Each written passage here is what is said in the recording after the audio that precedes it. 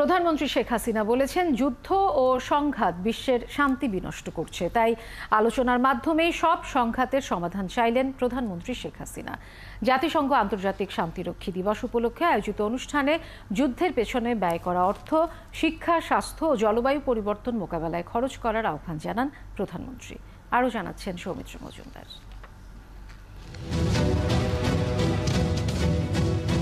বিশ্বের সংঘাতপূর্ণ ও প্রাকৃতিক দুর্যোগে বিপর্যস্ত বিভিন্ন দেশে শান্তি রক্ষায় গেল 4 দশক ধরে জাতিসংঘ মিশনে কাজ করে আসছে বাংলাদেশের শান্তিরক্ষী বাহিনী।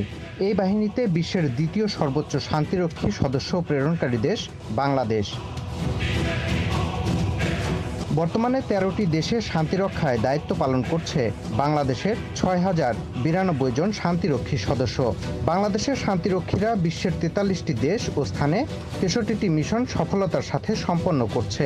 এই কার্যক্রমে শহীদ হন বাংলাদেশের 168 জন শান্তিরক্ষী। জাতিসংঘ শান্তিরক্ষী দিবস উপলক্ষে সকালে বঙ্গবন্ধু আন্তর্জাতিক সম্মেলন কেন্দ্রে আয়োজিত অনুষ্ঠানে যোগ দেন প্রধানমন্ত্রী শেখ হাসিনা। অনুষ্ঠানে শহীদ শান্তিরক্ষীদের স্বজনদের সংবর্ধনা দেয়া হয়। সম্মান জানানো হয় 3 জন আহত শান্তিরক্ষী সদস্যকে। আপনারা সংঘাত প্রতিরোধ, বেসামরিক নাগরিকদের সুরক্ষা, মানবাধিকার নিশ্চিত ও শান্তি প্রচেষ্টায় নিরলসভাবে কাজ করে যাচ্ছেন। আন্তরিকতাপূর্ণ কাজের কারণে ওই সকল দেশের জনগণ আপনাদেরকে অকুণ্ঠ ভালোবাসা উপহার দিয়েছে। আর সর্বোপরি আমাদের পেশাদারিত্ব, দক্ষতা, নিষ্ঠা বিশ্ব শান্তি রক্ষায় অনুকরণীয় দৃষ্টান্ত স্থাপন করেছে। এজন্য আমি কর্তব্যরত শান্তিরক্ষী যারা রয়েছেন তাদের সবাইকে আমার আন্তরিক ধন্যবাদ জানাচ্ছি।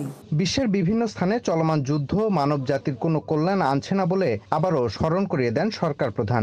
যারা অস্ত্র তৈরি এবং অস্ত্র প্রতিযোগিতায় এত অর্থ ব্যয় করছে, এই অর্থ যদি ক্ষুধার্ত মানুষের আহারের ব্যবস্থা, শিক্ষার ব্যবস্থা, চিকিৎসার ব্যবস্থা করা হতো, তাহলে এই পৃথিবীতে শান্তি প্রতিষ্ঠিত হতো।